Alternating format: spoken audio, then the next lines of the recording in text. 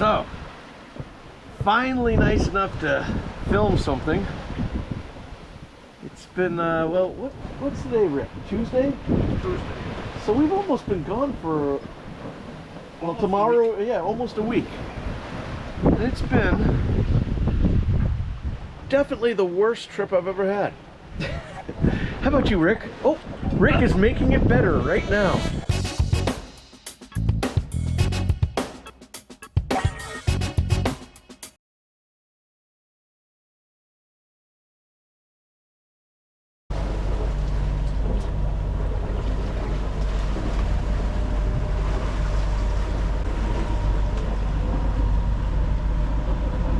So as you can see, the conditions have gotten a lot better.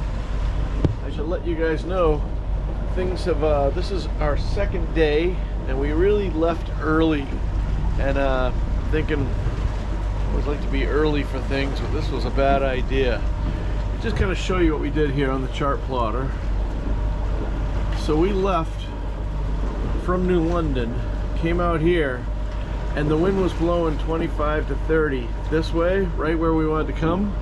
So the best we could do in these conditions, and the seas were about 6 foot, occasional 8 every once in a while, but the best we could do is keep coming this way like that. And we knew that the wind was going to shift around over to the west eventually, and so it kept getting pushed off further and further. We finally tacked back. As you can see, we didn't make any forward progress. We actually lost forward progress here, but by the time the wind switched around, this is as tight as we could get the wind angle, and we did that, and that's where we are now. So here to here is about 52, 55 miles or so. So 70 miles in 20 or more than 24 hours now. Pretty bad. And a whole bunch of stuff happened while that all was going down. Oh, look, we got a little birdie. Come on, mira. Hay un pájaro. Pajarocitos. No, aquí, en la ventana. Yeah, so we had a couple, other than the bird that has joined us. Go inside, go inside. we had a couple casualties. One of them was when we decided we would just try to motor into the seas to try and put the sails down, and we did that, and we were going up so much and coming down so much, crashing and crashing. My intake is very deep, way down on this side. Of course, this was the side where we're keeled over 20 degrees, crashing and everything. There he goes. And anyway, I'm not sure. Seems kind of odd, but maybe we picked up a little bit of air. I'm not really sure, but all of a sudden we started noticing, when I look back here, we started seeing some steam coming out of the exhaust pipe here, coming, you know, the wet water exhaust, and the temperature was slowly rising over there. So we set the sails again, and then that's when we started sailing off to the horizon, off into the distance, and it was too rough to change the impeller. But anyway, at around 4 o'clock this morning, I started working on that, and the wind had let go completely, and I wasn't able to start the main because, you know, we had the impeller problems. So yeah, I think we were probably right about here when that happened. You know, when it got calm enough that I could work on things. So I think I have 3 or 4 impellers in stock, but Yanmar, I don't know about everyone's, but on our 75 horse Yanmar, the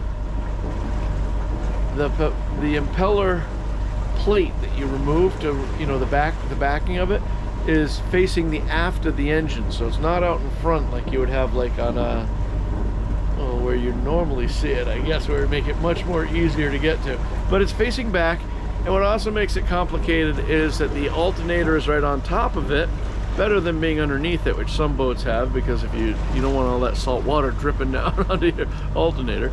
But it's also got the starter butted up right up against it, and so that made for a really difficult time in well, you know, once, you know, while the boat's rolling around and there's no wind to propel us, so we're just flopping back and forth. So it took the plate off, and then it was really difficult to get the old impeller out.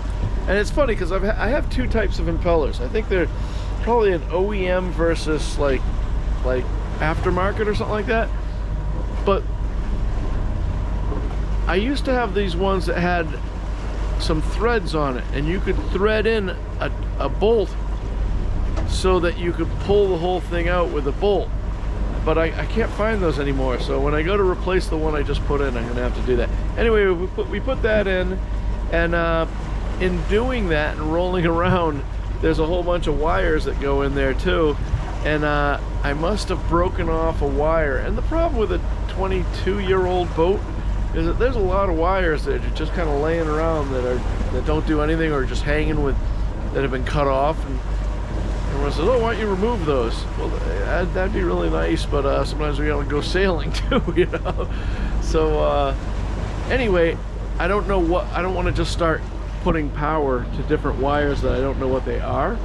So I figured that what was happening was, when I turned the control panel on over here, there'd be no light, you know, nothing was, it wasn't being powered on. And I was able to start the engine, you know, by just jumping the solenoid, because it's not a computer controlled or electronic engine, you know. I can start it without it, you know, without anything going. You just use a screwdriver. Well, you guys know how to do that, and it fires up. And then when you go to shut it down, you shut it down with the fuel stop, where right where the fuel rail is. There's a little stop that you pull over. You can shut it off. Anyway, so my plan, when Rick relieved me, and what do you got, Rick? He's having his breakfast. Breakfast of champions. Nice breakfast at 2 o'clock in the afternoon, because he was up all night. Anyway, so while I was in the bunk, I was thinking about it. I said, you know what?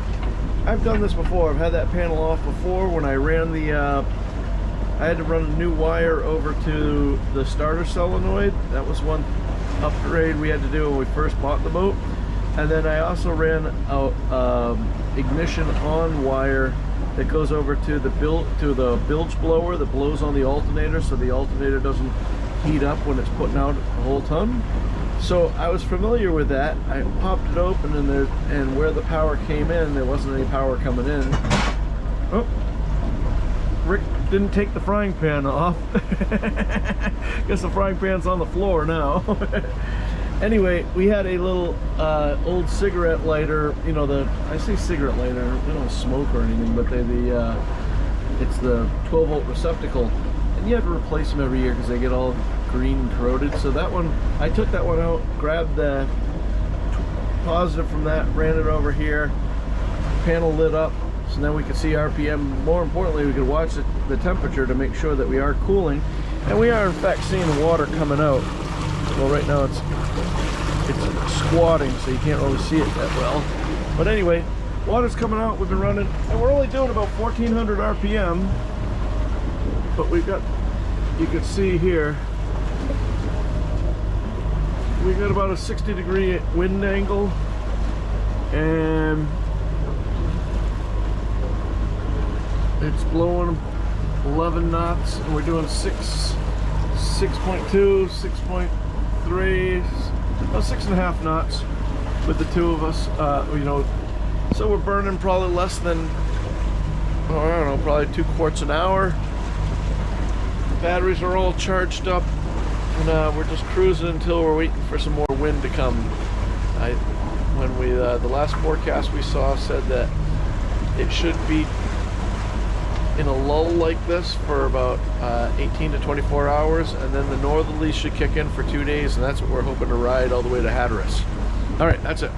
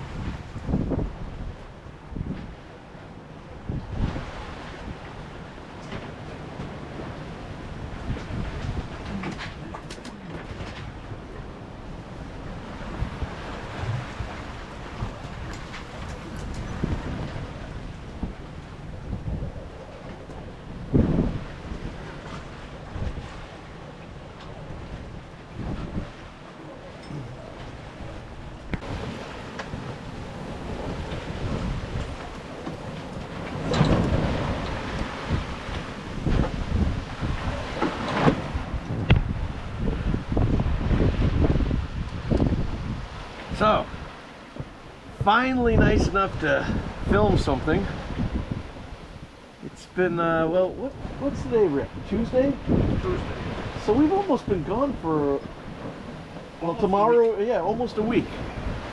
And it's been definitely the worst trip I've ever had. How about you, Rick? Oh, Rick is making it better right now. Wine makes everything better. Yes, yes. And look what I get to go with it. My King Oscar sardines. Actually, these are mackerel.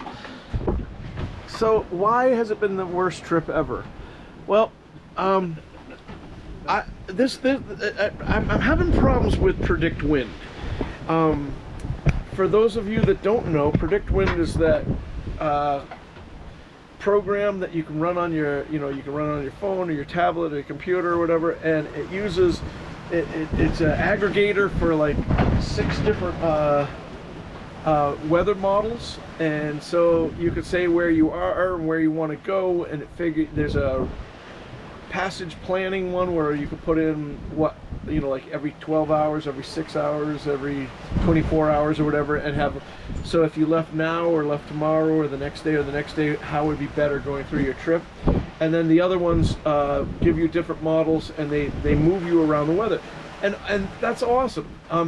You can do some of that for free, but most of us have to pay about, I think it's like $250 or something like that, and that's per year for their regular plan. Well, they have been advertising for ages this thing called a data hub, and they say that with it, it's a low-cost solution for tracking and all this other stuff. And tracking is fun, but it's not really essential for me. But the data hub does a whole bunch of different things.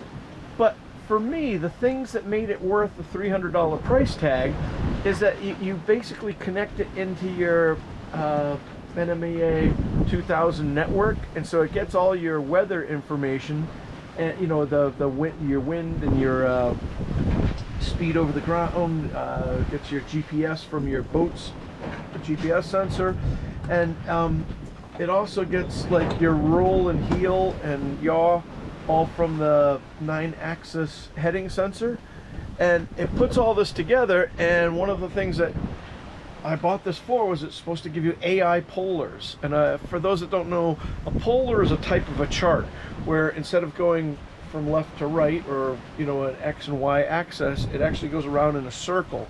And what it does is it says there are polars built for this model, and that's where the manufacturer, through hydrodynamics, says this boat will sail at this angle with this much wind this fast.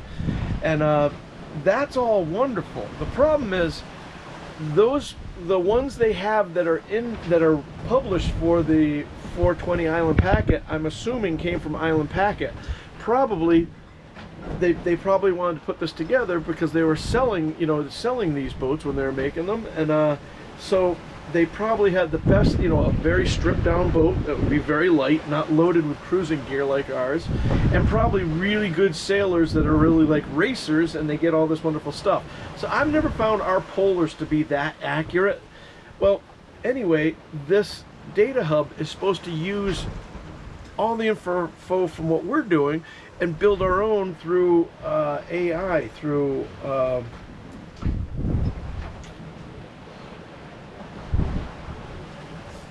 computer learning. It learns, takes in all the information about your boat and how you sail it.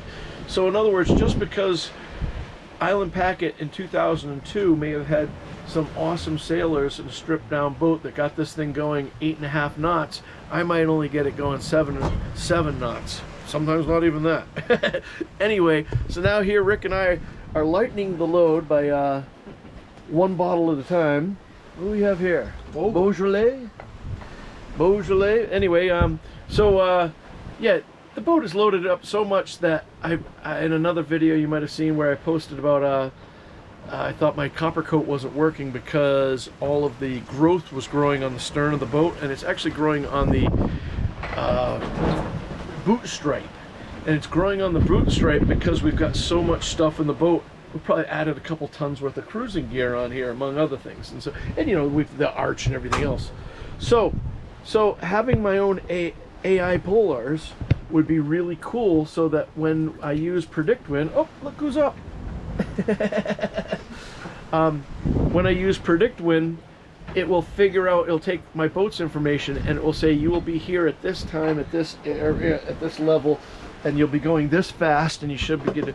Well, anyway, that's one thing that I wanted. Another thing they advertise is that they have over the horizon out to 300-mile AIS visibility. So in other words, usually AIS, or the automatic identification system that we all use, it runs through radio waves. Oh, we're rolling so much. Beating up the sails here. See what happens? We got 15 knots of wind, but because the boat rolls faster than the wind, the sails collapse. Just doing horrible things when that happens, but hopefully it'll be right. Rick wants to change course, but I don't think that's going to change anything, because yeah. Anyway, faith. Yeah.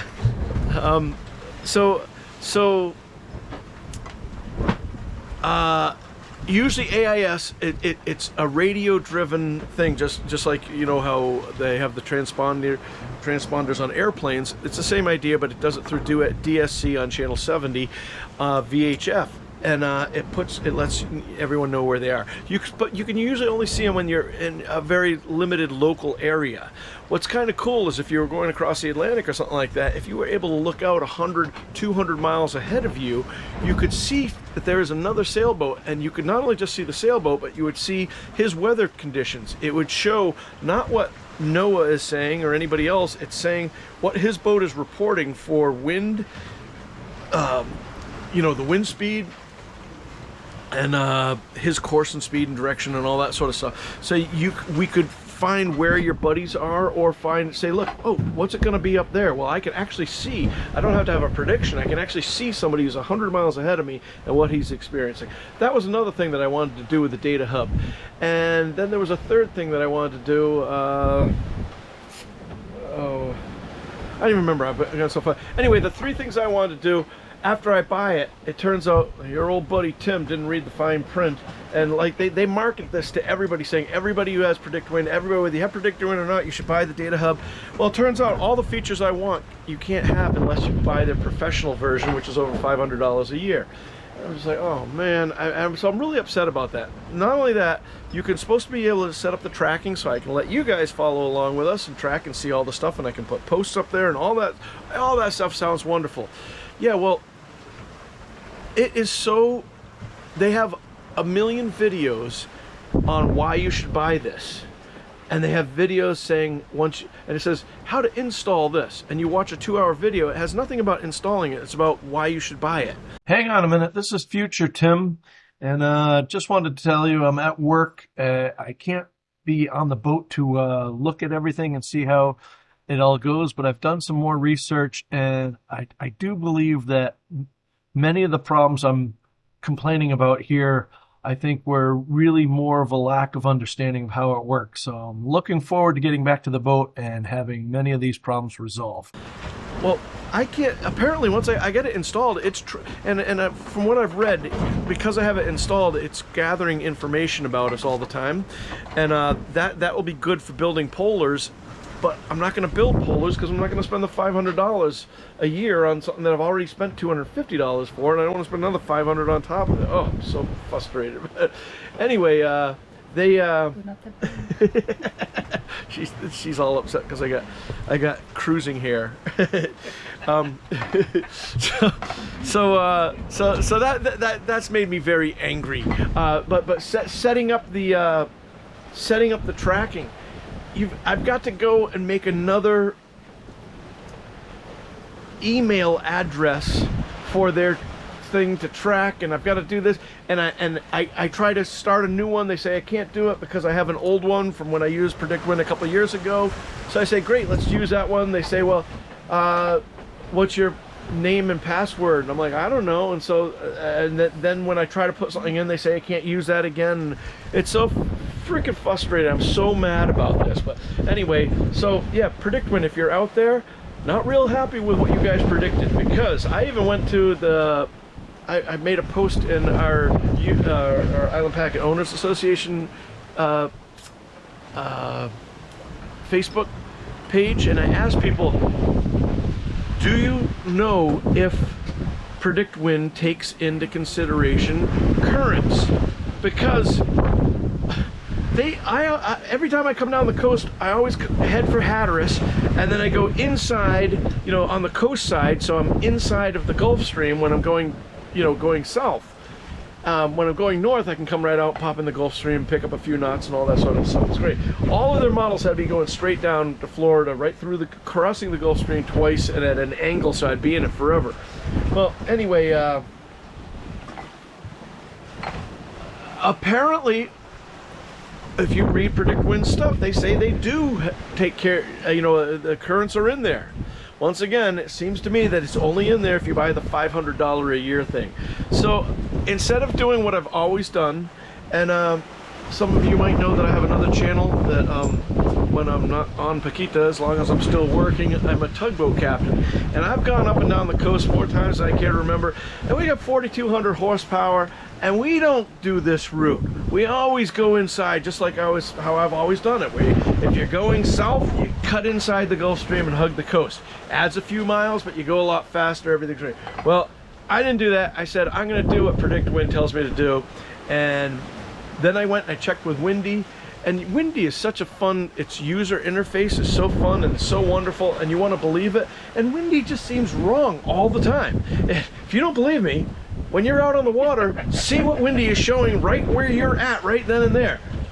I mean, if they're right 50% of the time, you know,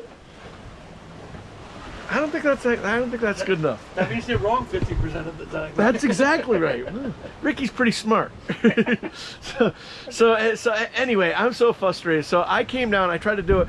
Rick and I left, and giving both Windy and Predictwind to be fully benefit. Yeah, giving them the just a full disclosure. If we did everything that we got from the information from those two, we should have left at noon, and we ended up getting antsy and left around 9 o'clock in the morning or something like that. So we went out and we took a beating like we've never taken a beating before. Coming out, you know, we were fine till we got to Montauk, and then we basically spent all night in about a 6-mile area. Never, you know, moved, and that's engine on, everything just beating into stuff. Can't move anywhere. And if you're somebody that doesn't have this type of boat, there are many sailboats that maybe, you know, there are a lot of 40-foot boats, 45-foot boats that might have a 38 or 40 horse power diesel engine. I have a 75 horse 75 horse inboard diesel, and it usually pushes us through everything. But when you're trying to motor into 6 foot of chop, you're not, that horsepower isn't going to do that. And so basically we got beat up the first night really badly. We had a little bit of sailing in between there, and then we basically motor sailed for a while. But Predictwind had us leaving and said, I remember, Ricky, didn't it say it was that we only had 11% of the time was going to be upwind, right? 11%. They said 11% of the 6 to 7 days to get to Florida with our polars. Now remember, we're a heavy boat, and we're not the masterful sailors that I imagine who drove these polars up were. But anyway, yeah, we've had nothing but headwinds. Nothing. I mean, like right on the nose. Now this is the first day that we're starting to get some wind from behind, and it's good, and we're happy, and things are getting better. So, and while we're beating into stuff, I was thinking that if I wanted to be, you know, incidentally, if you guys are getting frustrated with YouTube channels, believe me, I'm right there with you. I watch a lot of YouTube and a lot of sailing videos, and maybe I'm just getting old and cranky, but I am getting so sick of people that will. Well, for example, there's a couple that have sailed a long way, and they have a big channel, and everything's fine. And I guess they didn't. Something happened. They didn't set their alarm, or their battery on their alarm died, or whatever, for their anchor alarm, and they dragged up on the reef. So instead of firing up the engine and backing off the reef right then and there, oh no, they took the time to whip out the camera and make a blog about it. And they're sitting there getting beat up, and then they ended up getting off the boat and letting it pound up more on the rocks, and their boat is high and dry. I refuse to even see how it came out because I'm just so mad at people that do stuff like that. I'm like, this whole video thing, obviously my channel sucks. It's not, if you want to see babes in bikini, well, you got Rick, you got me, and you got the beautiful Crystalita. Yeah, 1 out of 3 isn't bad. But anyway, yeah, this is not the babes in bikini channel. But I can tell you, I'm always honest with you, and one of my biggest Achilles heels that I have in my life, let alone cruising, is that I will get something just good enough to work and not right, and then I'm like, okay, it's good enough, just go, and I'll come back to it. Well, when we put this big arch on while we were on the hard, it was very hard. When we screw everything in here, these two go straight through, and there's a plate, there's this, then there's this, and then there's the other thing, the hull itself, the deck joint there, and then a backing plate, and all that has to go line up right. And when it came back here, it was on the edge because the rail goes like this, and so it wasn't really working there. And so I was like, okay, well, I'll deal with that later. Let's just get going. I could do that. And well, it was fine. And because it was fine, I never did anything. And that was, and like I say, I'm just so mad at myself because, you know, I'm 58 years old, and it's like, am I ever going to learn to do things right before I leave? Having said that, I do know that wanting to go to the Azores in the May, and then on to the Med, I won't be able to go if I wait and everything is perfect. If I wait for till the boat's perfect and the money is right and everything's good, we'll never go. So there is a little bit of that, but I'm so sick of doing really stupid stuff and breaking things because of my lack of foresight. So in this particular case, these two were bolted down really well. These two weren't, and I was waiting, the ones in the back, I was waiting. My idea was that I was going to get wood screws, you know, so that instead of being bolted in from underneath, we had two that were there anyway, and the other two would go down into the fiberglass, and then on the other side it all gets there's a backing plate and a whole bunch of a thickened epoxy that's in there. Anyway, I never did, I went to find the bolts that I want, or the wood screws I wanted. I didn't find them, and so we took off on these two and everything was fine. And then when we were pounding, we're basically, you know, going into a 6 to 8 foot chop where the boat goes up like this and goes down like that, and when it does, the whole back end lifts up and then slams down. This right here is not pushed down, this is pulling out. So that one is a compression load, and this is it's the opposite of that, a tension load. Yes, this is a tension, that's a compression one. 10 points, Ricky. For those that you don't know, Ricky has been responsible for Nothing. for building America's finest submarines over the last 30 years. Single-handedly. Anyway, so this is wanting to pull up, and so I didn't think it was that big a deal, meaning that it's not like, you know, the real loads are going to be the ones pushing down there and compression over there. Anyway, in doing that, I heard one big bang, and I looked over here, and this was up like this, and luckily this one didn't break. And so it's rough, it's nasty, it's out, and it's like 2 in the morning, and I'm up here, and so I'm like, okay, we need to fix this before the whole rig goes in the water, you know. So I started to put a line up here and bring it forward. Ricky got out of bed, he heard the noise, he comes up and helps me. And we ended up putting this line, this red and white line here, and it goes all the way up forward to the midship cleat and then comes back. And you can see I just had this line tied there so that I could tighten up on the line. But anyway, then that was the primary one, and the thing was still up. And then we got a dock line, put it up there and brought it to the winch, and then pulled the winch back and brought it back. And so we did that, and it was really, really rough when this is happening. So we got it, the problem stabilized.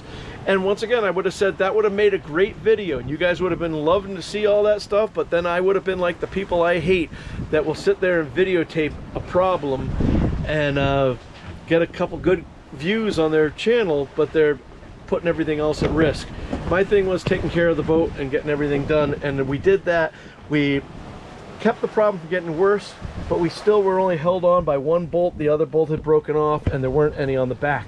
So now today is a better day. The wind has switched behind us. Ricky and I got to it. We went and had to we had to put a couple different lines, and using the winches we got the thing down, and we were able enough, I don't know how I didn't do it before, but we were able to get it so flat that we were able to get the other 4 bolts in there too, and all tightened up. So hopefully that will be good and we'll be there forever. I have the other line on there. Just Rick's like, do we want to take that line in? And I'm like, you know what, we still got 400 miles to go. And I'm thinking, Rick and I have been talking about this. I'm not saying remember, 99% of your time you're at anchor or doing just coastal cruising. But when we're crossing the Atlantic, or when we go, you know, to French Polynesia or something like that, I don't think it would be a really bad idea to set up ratchet straps from there to, you know, somewhat, like I was even thinking about going to the midship cleat up here, bringing a piece of Dyneema back and put it into a ratchet strap, and it goes outside of all the lines that work on the sails. So that's something that we might think of. And like I say, I don't know that it's needed. It just, why put all that stress on there if you're gonna, because, well, you know, like everything, it's not, when you're at the dock, it's not needed. That would be the easy time to do it. When you need it is when we're out in 8 foot and the bow's going under and the stern's, you know, slingshotting back here. But anyway, that's that. How's the food been, Ricky? Food's been good. He so badly wanted to throw me under the bus. What did we cook on the fake egg? Fake egg? Brisket. No. Oh yeah, no, pork shoulder. Pork Yeah, shoulder. yeah, we did pork shoulder on that. That came out pretty good. We were talking about doing some lamb on there today, but since the wind's behind us, we're going to fill the cockpit full of smoke, so we don't want to do that. But we've been eating well. In fact, Chrysalida seems to be eating well. King Oscar sardines. Look at her go. Remember, all these seas where I'm the guy that makes a living on the water. Me. Exactly. I'm the guy that's out on the water all the time, and I'm telling you, this has been the worst trip ever. Look at my little sailor girl over here. Never seasick, eating sardines when it's rough. She's so salty, I'm telling you. Oh, I'm gonna wake up one night and she's gonna have an eye patch on and a knife to my throat. And a wooden leg. And a wooden leg. That's that. Oh, look, she's going in for another one. Es para ti. Oh, okay, it's for me, she says. All right, good deal. All right, that's it. Hey, hello, this is Future Tim again. Just wanted to check in with you. I'm at work, and we're in New York, and it's awfully cold. I wish I was back there.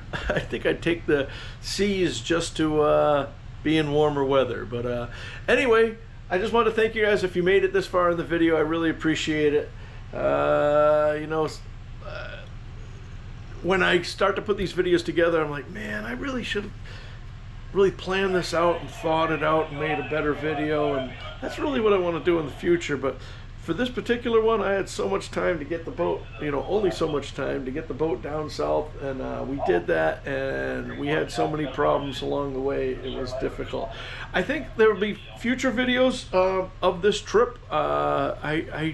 I think some people like to watch the offshore stuff of just sailing in the waves and stuff like that, so without any narration or anything like that, kind of like what they used to call slow TV. I'll probably make one of those and put those out as well, and then I have a good plan for a lessons learned one. I have some good footage. I was looking for lessons learned of what I've learned on the trip, and how it will affect the future plans.